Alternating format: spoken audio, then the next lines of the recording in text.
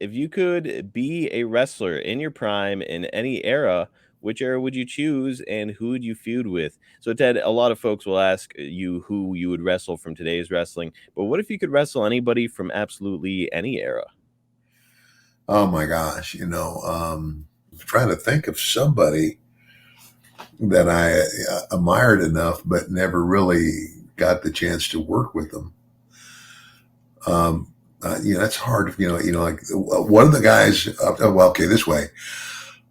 I only had one match with Ricky Steamboat, That's it. but Ricky Steamboat was one of the best performers I ever worked with. I would have loved to have had an ongoing storyline with Ricky Steamboat because he was so good. He was that good. I did want to ask you too about Kurt Hennig, because he's hailed as one of those guys who's just this incredible ring technician. I've heard you mention Ricky Steamboat and Bret Hart as being these guys that are, just next level guys you would have loved to have had a program with. If you had to choose one of the three, program with Hennig, Hart, or Steamboat, who's your selection? Probably Steamboat. Wow.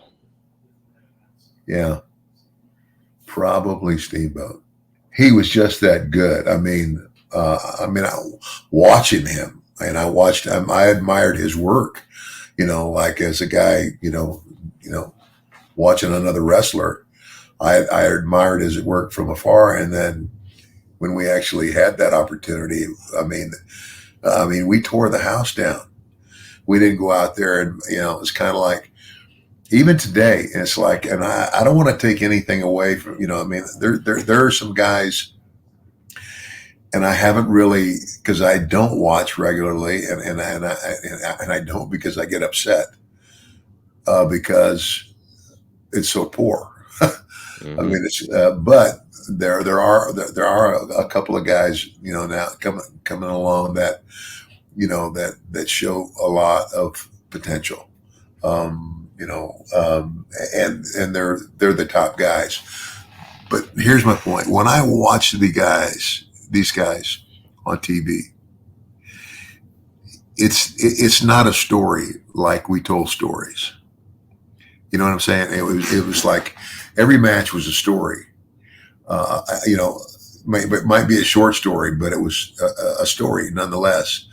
Now I see guys just getting in the ring and bouncing all over the ring. Taking a turnbuckle and backdrop and give up, and they go backwards out of the ring over the top rope, and they hit the floor, and they jump up like a bunny, like nothing's happened to them. They get back in the ring. If that's not going to hurt you, then how can the fans believe that somebody's finishing maneuver is going to hurt you, right? Yeah, exactly. Yeah. And so it's the guys look more like they're having a tumbling match.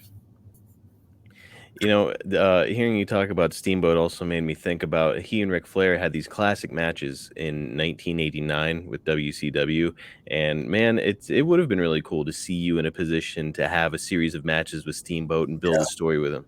Well, and again, and Rick, you know, Rick and I only got to wrestle each other a couple of times, now I think at one time I know he was the NWA World Champion. I know you And guys worked in Mid South. worked in Mid South, and I think we did an hour Broadway. He was the champ, and I was the top guy. And I don't even know. I don't know if I was a baby face then or not. But him being, yeah, I probably was a baby face because usually the only place that the NWA champion was a baby face was in his home territory, Hmm. like Dory Funk Jr. and Terry. In all the other territories they were heels, but when they were back in the Amarillo territory, they were baby faces, and they would work with the top heel. Man, well, one of these days we're gonna watch the Ric Flair match here on the show, and it's Yeah, I'm sorry I forgot to mention Rick. Oh my gosh, are you kidding? Yeah, he's right up there with Steamboat. yeah, Uh, yeah, something special. absolutely, absolutely.